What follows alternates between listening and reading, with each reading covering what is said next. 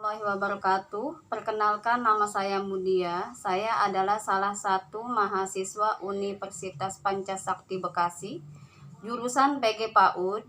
Saya membuat video ini untuk memenuhi tugas UTS metode pembelajaran micro teaching. Dosen pengampu yaitu Ibu Dr. Irma Yuliantina MPD. Di sini saya akan menjelaskan apa itu micro teaching. Micro teaching adalah suatu metode latihan yang dirancang sedemikian rupa untuk memperbaiki keterampilan mengajar calon guru dan dapat mengembangkan pengalaman profesional guru, khususnya keterampilan mengajar, dengan cara menyederhanakan atau memperkecil aspek pembelajaran. Seperti contoh di sini, jumlah murid, waktu, fokus, bahan ajar, dan membatasi penerapan keterampilan mengajar guru tersebut, sehingga guru dapat diketahui keunggulannya dan juga kelemahan pada diri guru secara akurat. Selanjutnya di sini ada definisi dan pengertian micro teaching. Di sini ada beberapa para ahli berpendapat. Yang pertama, menurut Sukirman, pada tahun 2012, dia mengatakan micro teaching adalah sebuah pembelajaran dengan salah satu pendekatan atau cara untuk melatih penampilan mengajar yang dilakukan secara mikro. Ya, di sini terkait dengan setiap komponen pembelajaran seperti contoh dari segi waktu, materi, jumlah siswa, jenis keterampilan dasar mengajar yang dilatihkan, menggunakan metode dan media pembelajaran dan unsur-unsur pembelajaran lainnya. Kemudian di sini menurut Barnawi dan Arifin pada tahun 2016, micro teaching adalah suatu metode yang digunakan di lingkungan pendidikan guru dan di lingkungan belajar mengajar lainnya. Jadi, dalam micro teaching, sekelompok calon guru itu berlatih untuk menguasai keterampilan-keterampilan dasar mengajar. Jadi, guru tersebut dapat mempraktikkan kegiatan mengajar. Kemudian dapat berdiskusi untuk membahas tentang masalah-masalah yang ditemukan dalam proses belajar mengajar. Selanjutnya ada fungsi dan tujuan micro teaching. Di sini menurut Barnawi dan Arifin pada tahun 2016, micro teaching berfungsi untuk memberikan pengalaman baru dalam belajar mengajar. Sedangkan bagi guru, micro teaching berfungsi memberi penyegaran keterampilan dan juga sebagai sarana umpan balik atas kinerja mengajarnya. Jadi, melalui micro teaching ini, baik calon guru maupun guru dapat memperoleh informasi tentang kekurangan dan kelebihannya dalam mengajar. Kemudian di sini menurut Helmiati pada tahun 2013, micro teaching berfungsi untuk membina calon guru atau tenaga kependidikan melalui keterampilan kognitif, psikomotorik, reaktif, dan juga interaktif. Selanjutnya ada beberapa fungsi pembelajaran micro teaching. Ya. Di sini ada fungsi instruksional sebagai penyedia fasilitas praktik latihan bagi calon guru. Kemudian ada fungsi pembinaan, berfungsi sebagai tempat pembinaan dan pembekalan para calon guru. Dan juga di sini ada fungsi eksperimen, berfungsi sebagai bahan uji coba bagi calon guru atau pakar di bidang pembelajaran.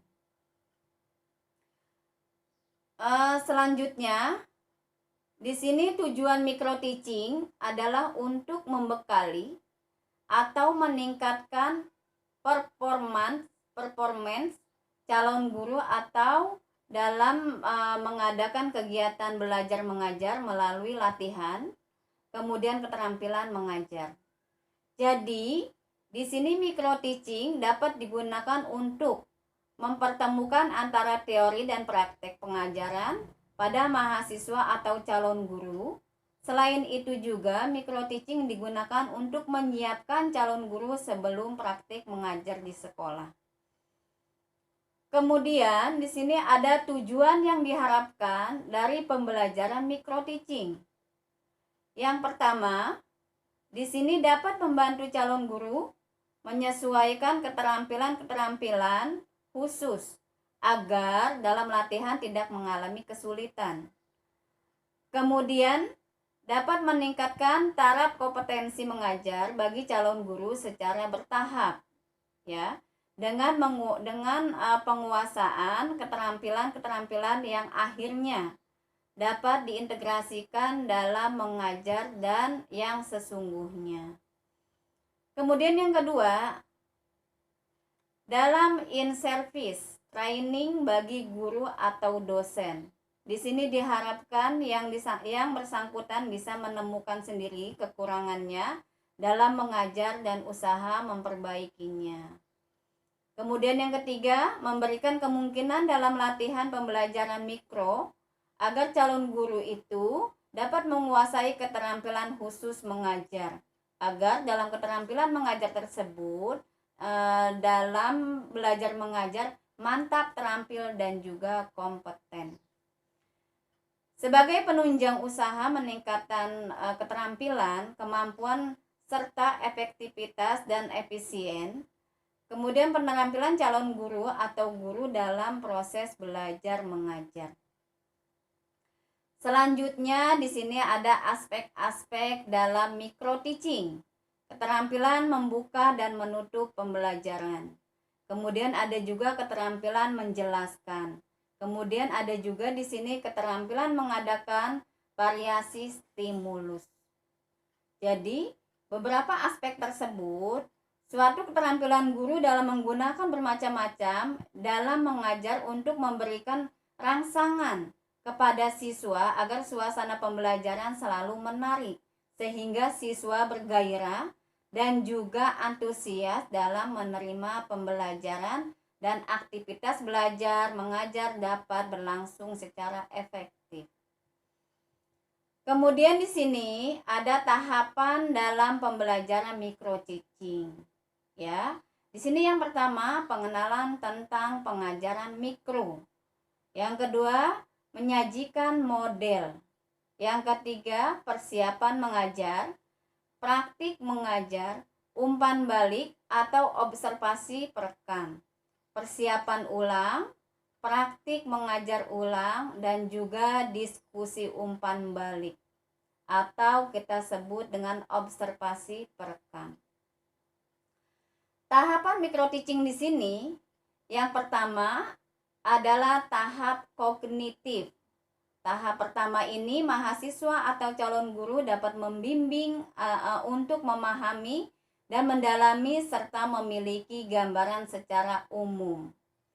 Kemudian tahap yang kedua yaitu pelaksanaan. Tahap kedua ini para mahasiswa atau calon guru dapat mempraktekkan secara nyata keterampilan dasar mengajar secara berulang. Kemudian tahapan yang ketiga yaitu balikan. Tahapan ketiga ini juga merupakan kilas balik praktekan dengan mempelajari hasil dari observasi teman sejawat yang akan memberikan informasi setelah melihat secara langsung pelaksanaan kegiatan praktek mengajar tersebut. Mungkin hanya itu saja yang dapat saya jelaskan. Kurang lebihnya saya mohon maaf. Saya akhiri. Wassalamualaikum warahmatullahi wabarakatuh.